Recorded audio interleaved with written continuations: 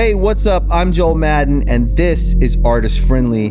On this episode, I'm talking to one of my favorite singers. He's an innovator of heavy music, and he's the lead singer of the band Architects, Sam Carter. Let's go. I'm smoking on piff, that's my kind. I don't want no bad times. I don't want to have bad. Well, I was thinking about talking to you because you're like on my top 10 list of people that I've wanted on this show. Appreciate that. I appreciate you coming. Do I have to start acting like I'm a nice person now? Or No, you are a nice person though. No, I appreciate you. Yeah, you have your moments, but what I actually want is for people listening to get a shot of and an experience of the guy that I get to hang out with. Yeah, because I find you to be one of the most, and not just your music, because that also it lives in your music as well. You know, when I listen to your music, I listen to it when I need to feel encouraged. I listen to it when I need to feel motivated, and I listen to it when I need to feel good about myself. So whatever it is that you do in music, I feel like you're preaching something to people who need to believe in themselves. yeah, And maybe that's something that you're doing with yourself or for yourself, but really you're doing it for everyone that's listening. But the guy that I hang out with is encouraging, will tell you exactly what he thinks, so you get right to the bottom of something. Yeah. And I know exactly how you feel about it. Yeah. With zero, it's not uncomfortable. Like Yeah, you could yeah. tell me you don't like something and it's not uncomfortable. yeah. And I think I could say the same. There's very unique people like that you listen to, or you'll ask them something and you'll hear them and you actually consider what they said because they're just being honest. Yeah. I think for me, I've always trusted my gut. I think since I was a little kid, since I was probably like 12, 13 when I started playing music, for me, the only outcome for my life was for me to be a musician. Yeah. I wasn't great at basically anything else. So it was this or nothing. Right. For me, it was like, my gut is, this is what you have to do. You're going to get there and it's going to be hard work, but that's the only outcome. The only outcome has to be that for success or it's failure. I remember literally like playing drums and being like, the only thing I want to do is be on the Warped Tour, which is crazy. But that was like a thing that I thought when I was a kid. I was like, that was the pinnacle. The idea of this like foreign touring festival where all my favorite bands when I was at school were on was like, there's no way my little local band will ever be on that. And then, you know, fast forward however many years later, I'm doing it with Architects and I'm like, this is exhausting. Why did I want to do this? Yeah. You know, but it was an amazing tour. But I think for me, yeah, from that age, I've just had this, I trust my gut. I know sometimes it doesn't work out, but I think it's just how I do things. It's like, if I really love something, I really love it. I love it and I want to do it and I'm ready to go. I'm going to go to war for it. And I'm the same with my friends. I'm like, if my friends are there or they need advice, I'm there. I'm in your corner. I'm going to prep you up. I'm going to support you, because I know that you'll give it back and, you know, we can go off each other. But there's sometimes I just, I know when something doesn't feel right, but it doesn't, sometimes I'm like, it doesn't feel right because I know that I'm not going to give it 100%. So why would I even give it a shot? Or why would I even try? Because I know I'm going to just not be interested. So there needs to be a flame there. And I think, you know the difference between yes and no. Yeah. Which is hard for some people. Yeah, they for don't sure. know what no feels like at Yeah. all. That would be something that I actually, it just came to me, what you're really good at in a very natural way is knowing what yes feels like and knowing what no feels like. Yeah. And I think if more people knew what their own yes and no felt like, Yeah. they could move through life less confused. I think for me, I know how much effort goes into yes. Yeah. So I have to really want to do it because I'm like, if I'm going to do it, I'm going to do it to the best of my ability. I'm going to bring everyone with me. I'm going to be on board. I'm going to be, I'm going to be the cheerleader. I'm going to try and help everybody. And if I don't, and I drag my feet, I know that I make that situation uncomfortable for everybody because I'm like, I don't want to be here. I don't want to do this. And I have done that in situations and it doesn't help. That's not a positive for me to be a baby about it. But, I know that when I want to do something and I believe in it, I can really pull it across the line. I'm the same way. Yeah. It took me years though to get the maybe it's like self-confidence or self-belief or self-esteem or something, but it took me years to speak up and go like, Well, you're kind of the same. You're kind of the same as me. And when we have conversations where like, I'll tell you how amazing I think a song is, or I think this record is, or like talking back about, old songs that you've done and how important it was.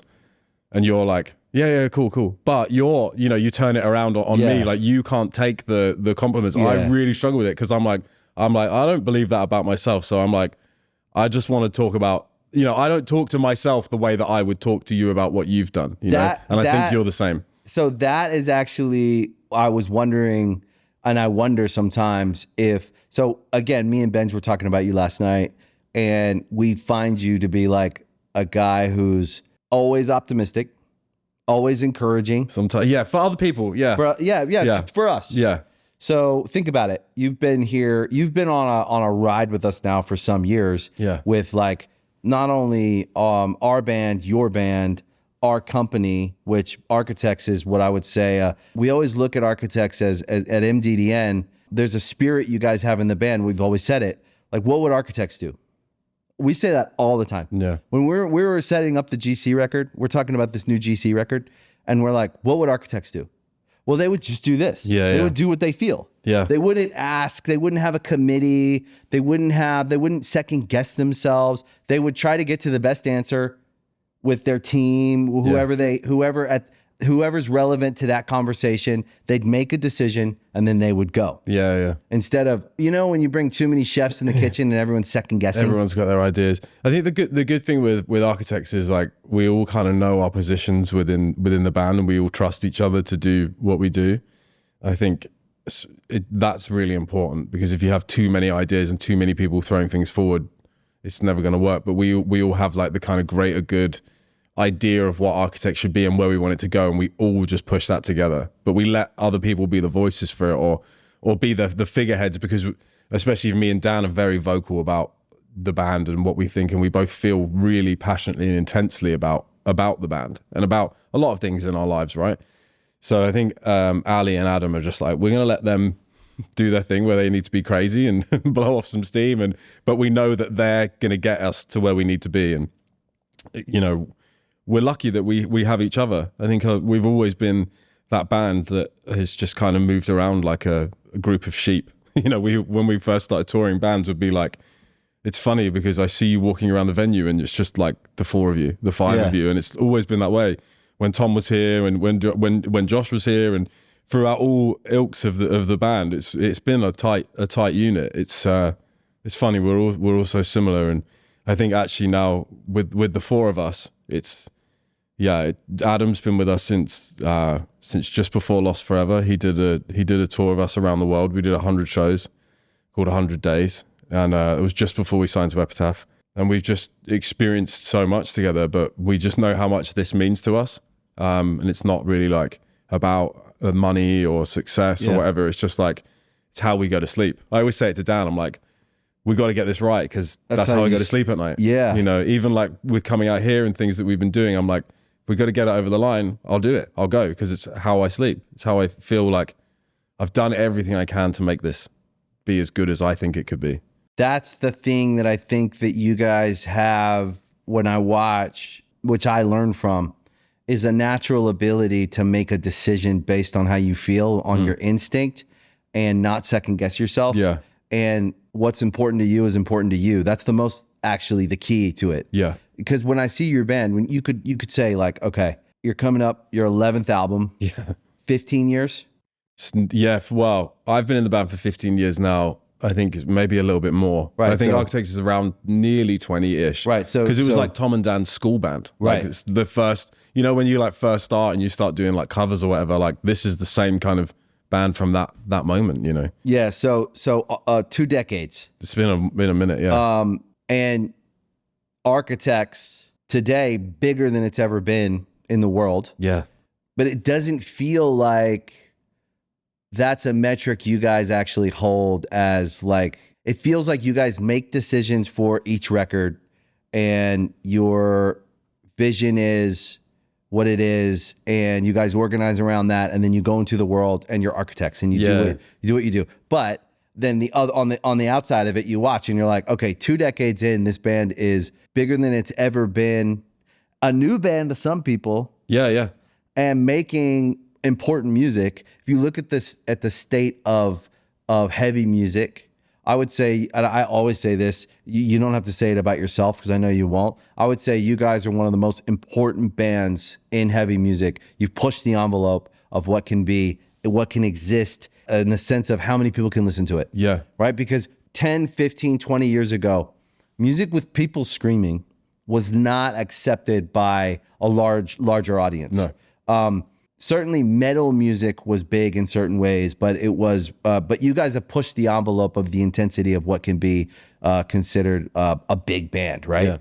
Yeah. Versus a garage band or a fucking dance hall band, Yeah. or whatever little hardcore show bands. What, you know, in the spectrum of heavy music, there's all these different things, and of course, heavy music fans love to argue about it, and I love it. It's good for heavy music, but I'm talking, if I zoom out as a student of rock and roll and its existence in the world and where's it going, and to me, one of the most important genres of music that has to exist. Yeah. If bands like Architects don't exist, then kids are not picking up guitars and going in their garages and getting together and making original music together and finding out what they can be. Yeah, I think for us, I think the mission statement has kind of always been like, I want to look like just regular guys. I don't want to come across like a rock star. I don't want to be a rock star. I just want to be a nice guy and just show that like it's you don't have to do all these things that you think you have to be, or like be a bad guy or whatever. Right. Like I just want to be like, I just love playing music. I loved it when I was 13,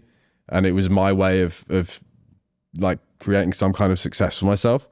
And I think we're all the same. We go into every album just trying to write a good album, trying to write the best album. I think this one in particular, we had a big conversation of like, it's our 11th album, you know, it needs to be, Special it needs number. to hit Yeah. hard, because a number 11, for someone to want to check it out, they already have an idea of what your band is, and they either want to check it out or they don't. You need to give them a reason for them to be like, wow, I want to check this out. And not everybody, in fact, I can't think of anybody that has their most successful album on their 11th. And it looks like we're about to have that, which is crazy. So I think you are going to have that, and I've been seeing it coming.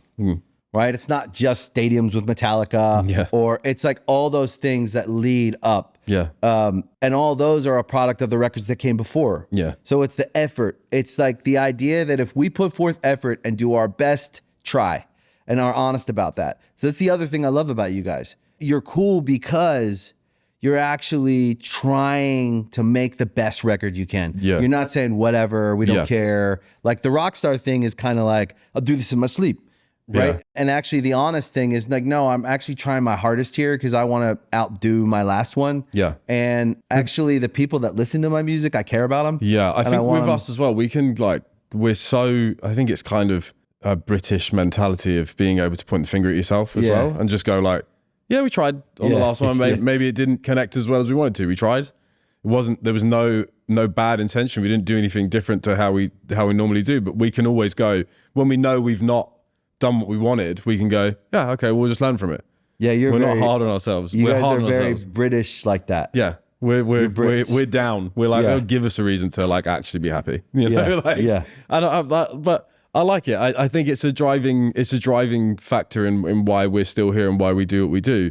I think it's just trying to navigate that, because I think it can be helpful and it can be a hindrance. Right. You Find know, a balance. we've had a lot of conversations recently about like confidence and like confidence on stage and like doing this and like actually being able to be like, yeah, this is what makes me want to be a better band. This is what makes me want to do this. But I actually need to kind of celebrate the fact that I have done this as well. And I can get on stage and I can do this and I am a good singer, rather than just being like, you need to be better. You need to try harder. You need to do this. You know, there's a fine line between help and hindrance, I think, with it. Yeah, with all of us. Yeah. Everybody. And I think everybody I always try to pull those little ideas out when we have these conversations, because anyone listening that it's like, get out of your own way sometimes. Yes.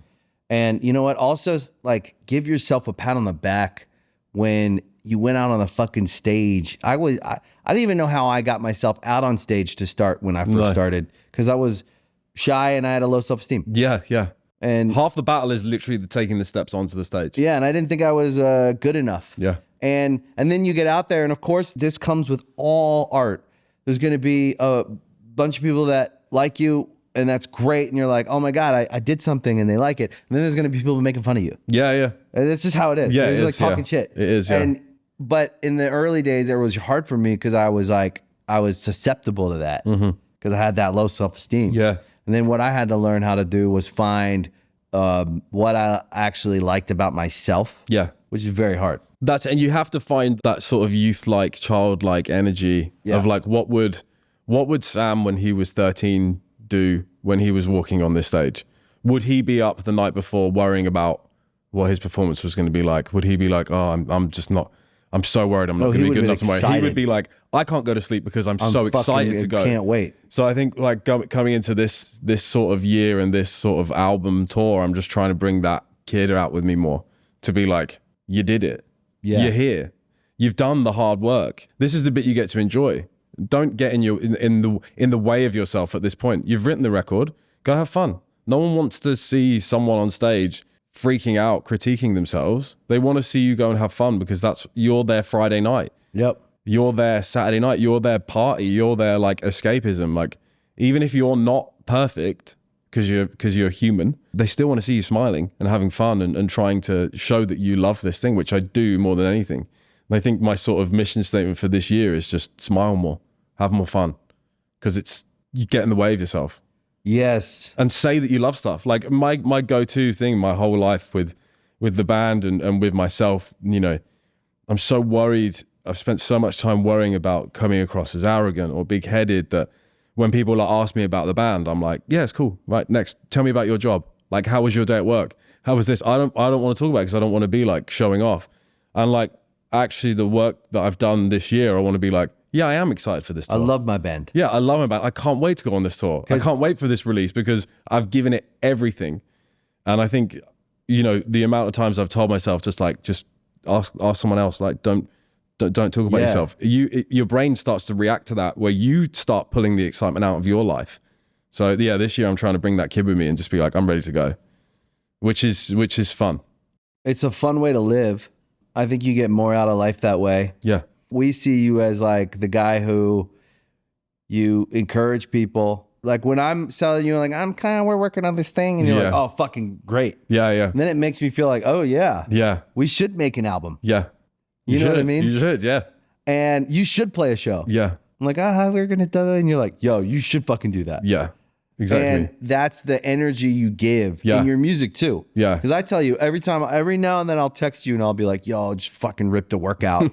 Like Architects is my go-to. Yeah. When I need to get back in my on my A game of like being the person I want to be. Yeah. I want to be a positive person. I want to be someone who believes in things. And that when people are around, they get energized, not fucking depleted. I think that's the thing with us is that there's always like when our records really connect and really hit with people, there's energy throughout it and people can use it as their escapism or their like force for good. I think that comes from, just trying to make the music really honest and like believable and a bit of pain in there. I think we're not always suffering, you know, I'm not always sat around sad, you know, Dan writes the lyrics, but everything that he's talking about is so relatable to me. Otherwise it couldn't be what it is. You know, we have conversations. I'm always trying to push him to be darker. He's trying to go lighter and it kind of works. He'll always be like, oh, I don't know about this. And I'm like, oh, I do. Make it really fucking dark, you know? And he's like, I don't want to do that. I don't want kids to worry. I'm like, oh, I don't care. Bring it on. You know, I have that darkness in me. So I think that's why we work so well together. But yeah, I how think do you get the there, energy needs to be there. When you're making the record, like this record, how do you get there when you guys are going over the lyrics of a song and I'm guessing the melodies, how are those born? Well, on this record in particular, me, Dan, and Jordan work together basically like a tag team of like going around. We're starting. Yeah, we start with the basic ideas of a track, get an SM7 out, start humming ideas back and forth, building a skeleton from there. Grabbing things that are cool. Oh, that's cool. That key, like, let's try this key. This is where this works, or like this little bit's great. You know, like with Jordan, you know, he hears something really quick and he's like, no, what you just did there's magic. Let's build from there. Jordan. And then Dan is just like, I think, especially coming into this album, he's got an amazing ear for music and he's an amazing lyricist. And I think actually having Jordan there as well, we were both able to say, this is amazing. Right. This line, don't change it. because it's two of us. He's had years of me going, this is amazing. Right. But now somebody else coming in and producing and having that other ear, you've got two people being like, don't overthink it. No, this is fine. This is great. But we all worked together. It was an amazing experience. And it was one that, like, I think it's the most involved I've been in probably like 2 or 3 records. That's cool. Where like I feel like I really had a purpose and something to bring to the table. And Jordan and Dan were both so inviting of that. You know, they're two musicians that I think are like 2 of the most talented people I know. I mean, for me, I can't pick up a guitar and write a song. Right. I played can't drums either, by the way. I played drums when I was a kid. Yeah. You know, I can bring you an idea for a groove, or I can bring you an idea of what I think a song should be. I can sing a melody. Yeah. But I can need hum a melody. I need an idea to be born for me to then go, I think it should go here, it should go here. I think we should do this. I think you should use this chord and this. To be able to bring what I can bring to the table with those two was just so great. I mean, it's awesome to think about like the 3 of you, because it's 3 of my favorite like rock people. Yeah. You guys are just all talented in different ways. We're all a bit. Yeah, but it's great. It's just unique. But like Jordan is one of my favorite people. He's amazing. He's an amazing guy. And I think he's so talented. And he's sweet. Yeah. We worked together a little bit, and I could see him like, he's thoughtful, man. He's thoughtful. He wants to speak up sometimes, and he's like, he can be a bit sensitive about where he gets in, like when he's in a new group of people, but it's all coming from a thoughtful person who really cares about making music. I think me and him are very similar in terms of like, when we love something, we're ready to go. Yeah. And we're like pulling each other, and we're going. And then there'll be points where like I'm deflated or he's deflated or sad. And then but when we're down, we're like, yeah, okay, I'm done. And it was cool to try and pull each other through that. I think especially like vocally, it's my favorite record of vocals that I've ever recorded. It's amazing. And he pushed me, you know, to get that. And Dan pushed me. They both were there. Yeah, I got pushed to places that like I've not been before, right? It was like a journey of like, how much do I want to be the best vocalist? Yeah. Like, am I just going to rest on my laurels of what I've done, or am I going to like go there? And they both knew that it was in there within me, right? Yeah. So they pulled it and pushed and pushed. And some points I'd be like, I'm storming out of this room. Yeah. Because I'm screaming my head off. I've got adrenaline flying through my system, and like, I can't regulate this emotion, right? That's how it feels. And then other times, there's times where they're doing they get a vocal performance out of me, and I'm sat there like, I can't believe I've just done that. I can't believe like that's me. Like I've really given that everything. This record vocally is the most satisfying record as a fan. You do everything that I love. All the things you do with your vocals across all the records, you put on this record. And it like is so satisfying. Yeah. I love it. Thank you. I appreciate it. The big choruses, the heavy stuff, the screaming. Yeah. Every part of it is just like, it's like you perfected the things that you do that I love on all your records. Thank you. And there's aspects of each song across different records that like my favorite parts really is like, you know, all your moves. I felt like, I appreciate it coming from you is such a compliment, really. Much stuff I can't do. I don't know how a lot of it happens, but I think I needed to believe that I was actually good. I think for so long I've sort of just sat there and been like, yeah, I'm all right. I'm an all right vocalist.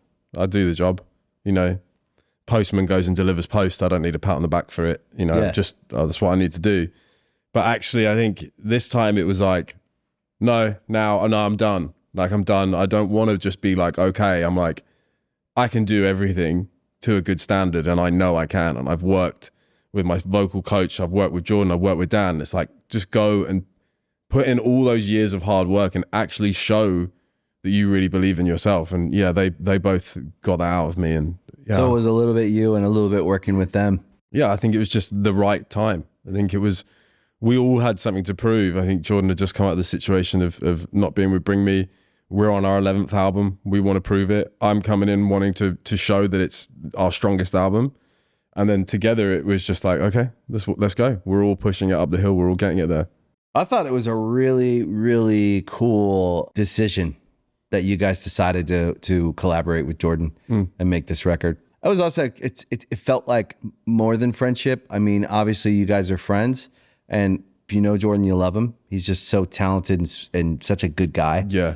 I believe in him as a producer. I think he is a fucking badass. Well, I think we had history with him, which is really special. When we did Doomsday, which was our first song after losing Tom and coming through everything, we did that song with him. Or we didn't do it with him. We wrote the song ourselves, and I remember we got the first mix back, and I remember Dan calling me, and he was like, I need you to be really honest with me right now. What do you think of this song, where it's at? And I just remember being like, it's not good enough. And Dan said, that's exactly how I feel. I'm going to call someone. I'm going to call Jordan. I think we could try and go with him, do some producing, and we'll get it there. He called Jordan, called me back. And then the next day, Jordan was like, come up to my house. Like, I'm at home, just come up to my house. We'll do the song together. So we went up to his house. We were there for a day, for a night, and then a full day, and then went home. We worked with him on Doomsday, and you could tell that he just cared about kind of like our journey and our story and where we were and like how important that song was. And it's one of our best songs and a very important emotional moment. And then from there, we were both obviously so busy. I would have loved to have done stuff with him, but Bring Me's as busy as we are. They're always writing. We're always writing. And yeah, the moment kind of came up. It was odd. Me and Dan had a really big conversation sort of the night before this other conversation I'm going to talk about what we needed to do. Like I'm saying, it's our 11th album. What do we think it needs to be? How do we do it? Like, how much does it mean to us to get it there? And then we played a show with Bring Me the day after we had this conversation, and we were having a conversation with him in this hallway outside their dressing room. And we were talking to him. He was like, classic, like, what are you doing next? What have you got coming up? And we were talking about the record, and he was like, oh, so what are you going to do? And we were like talking about it, and we were like, what would you do? What would you do? We're inspired by you and the band. Like, where would you take this? What would you do? And he was like, do you want me to be really honest? We were like, yeah, we're like, we want this. We want this chat. Had a really important conversation for about half an hour about everything. And Dan went off to the toilet. And before he came back, Jordan was like, I'd love to do something with you, but I don't know if Dan would be interested. And I was like, yeah, he would. Yeah. And I think he was just like thinking from like a producer point of view, because Dan had produced the records. I was like, yeah, he definitely would. I remember Dan coming back over and being like, oi, Dan, Jordan thinks that you don't want to work with him. And he's like, what? It's like, I don't think you want to work with me. And they were just stood there like pointing fingers at each other. And he was like, we left then. He was like, oh, I'd love to write with you and I'd love to work with you. And we walked off, and I remember us just being like, well, it's a nice idea, but it's never going to happen. Yeah. It's never going to happen. But it's cool that we had that conversation, and I feel like it lit a fuse. And then everything happened with him and Bring Me. And I remember we'd been working on Seeing Red, which was the first song coming back on this record. And we'd got the song to a really good point. And then we were like, well, there's no harm in just shooting the song over to him. And we sent it over, and he came back with like, he just did a quick FaceTime with us and was like, I do this. We went and did it, sent it back to him, and he was like, yeah, and do this. And then we were like, oh my God, dope. This is great. Then we didn't hear from him for a while, and then everything happened, and then he called Dan and said, like, I'm free. I want to do a record. Yeah. Do you want to do a record? And Dan called me, and I was like, yeah, I'm done. I'm in. Let's go. I'm down. And then within a month, we had a studio time booked out for a week, and within the 5 days, we did 3 songs. And the first song that we got done was Curse. Straight away. And that was done in 24 hours. Yeah, one of my favorites. I was singing it coming in. Yeah. And me and Dan had that riff. We tried it a million different ways, different keys, different choruses, different ideas. Just played that riff to him, and he was like, this is an Architect's riff, let's go. Like, and we just built the song around there, and it was super exciting. And Evil Eyes, I think, came out from that session as well, which is on the record, and another one that didn't end up making it, but it was we were just, after that, it was like, yeah, let's do an album, because we've clearly got chemistry. Yeah, but it's interesting because this show is kind of modeled after that, right? Yeah. It's hallways, dressing rooms, dinners, parties, where we interact with one another out there in the world, different artists. It's in a calm place, isn't it? It's calm, like you're safe. And we don't have to be anything. We can just your guard's be down a bit more, real people. Yeah. And then those conversations are the best ones. And I think a lot of times, like, fans and people that listen to music, which is everyone, they don't actually get to see the side of the artists they like as real people. Oh yeah, like mates. If you ran into them at a coffee shop, or if you had dinner with them. Yeah. And that's the thing I like about doing this show, because everyone that I've had on this show, I actually want to experience them the way I would if we were having dinner. Yeah. Or we're at a friend's party. Yeah. Or, you randomly meet someone. And I met that guy. He was fucking cool. Yeah. He was cool sound, as shit. He was down. Yeah. If you're at an award show or you're at a fucking thing, you don't get anyone in the real, like there Some people still got their like characters on and they're there's trying characters to, and you're there and you're like, oh, Yeah. am I dressed in the right clothes? It's like you're never going to have the real experience to meet each other and interact. But with bands, we get to tour with one another. So we do get to interact that way. Yeah. And a lot of these conversations happen. But it's interesting because I go back to Instinct. You guys, conversation in a hallway, talk to Jordan. Then you go and you make a record. You make this record, which I think is the best record of your career. Yeah, thank you. And I love it. Yeah. I can't wait for it to come out. I think it's our best as well. It's just so good. It's just a great listen. Thank you. You made it with Jordan, who just changed his career, right? He's had a career change in the sense of he's in a band. He decides to go full-time, all in. I want to produce records. I have a dream. I want to produce and write and make classic records. Yeah. And we talked about this. I talked to Jordan about this, and he's got dreams. And I encourage dreams, right? I just think if we stop dreaming, we die. Sometimes things just happen that don't make sense and things just fall into place and it works out. And I think the best moments of my life have been that, where it's just like, this isn't supposed to make sense, but it's just happened. There's something about that. There's something about architects having an idea that's just coming from feeling, from instinct, from whatever, the way you do everything else. You just go, yeah, that's cool. Let's do that. And then you just do it. And then you make this great album, but you also inadvertently like are the first record in what is, I think, is going to be an amazing career of a producer that's going to make amazing records. I agree. And it makes a lot of sense to me that Architects would be the first band that goes, yeah, we'll make a record with you. Like, it just makes so much sense to me. Yeah. And you may not stand back and analyze all of it, but that's what I do. Yeah. I analyze everything and go like, what did he do there? Those clever little bastards. Those fucking guys. But it's because you guys are just animals. Yeah. You just do what you feel and you go forward. You're not thinking about size particularly. You're not thinking about, you've done the arenas, you've done the stadiums, you've done the entire spectrum of shows of what you could do as a band. Yeah. From the smallest show to the biggest show. You've had a #1 record in multiple territories. You've had, for a heavy band that screams, we've done stuff that shouldn't be possible for a band that's like us. Think about it. It should not be possible. Yeah. It wasn't before. Yeah. Someone screaming and doing the things and then singing. And so all I'm saying is to blaze a trail for ourselves, right? And then inadvertently we help others because we push what's possible for what wasn't necessarily accepted before. And we could go in art, in music, in culture, in any which way, fashion, any way we want to say, where was something not quite accepted by everyone? And then who pushed it to the edge every time and more people accepted it. And now are more bands that are heavy, that can do all the things, however they want to express themselves, be big and make an actual living. Our conversation continues in part 2. Times I